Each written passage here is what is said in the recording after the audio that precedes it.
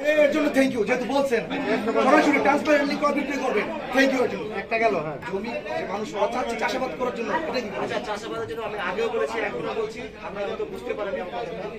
আমি বলছি যে চাষাবাদের বিষয়টা যেহেতু আমরা জানতাম না, আমার ম্যানেজমেন্ট জানি না, আমরা আলোচনা করি, করার পরে আপনারা এই কথাটাই শুনতে চাইছি। এই কথাটাই কতদিনের মধ্যে জানাবেন? ভাই আপনি না বুঝলেন কি করবো?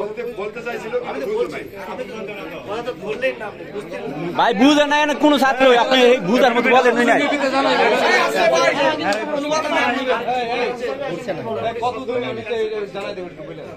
আর কিছু বলার আছে?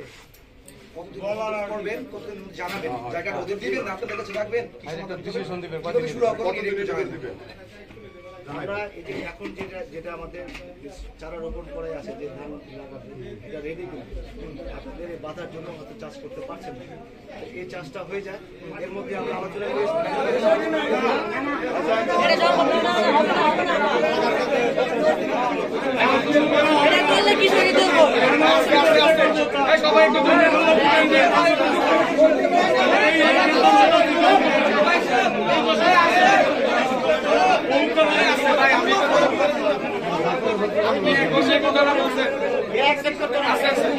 যুক্তিপূর্ণ কথা, এটা আমি একমত, কিন্তু এর মধ্যে একটা কিন্তু আছে। কিন্তুটা হচ্ছে এরকম, আপনারা যখন, আমি আপনারা বলতে কেন স্পেসিফিক্যালি বুঝাচ্ছি, আপনাদের যে কর্তৃপক্ষ ছিল ওদের মাধ্যমে কৃষকদের ফসল নষ্ট করা হয়েছে, যখন আপনারা দখলে গেছেন তখন কেন আপনারা এই সময়টা কৃষকদের দেন না?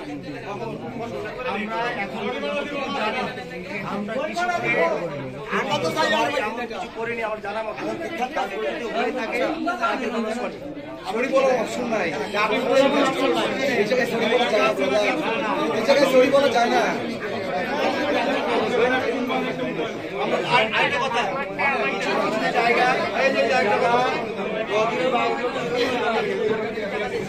এই ভাই আপনারা কি বলছেন?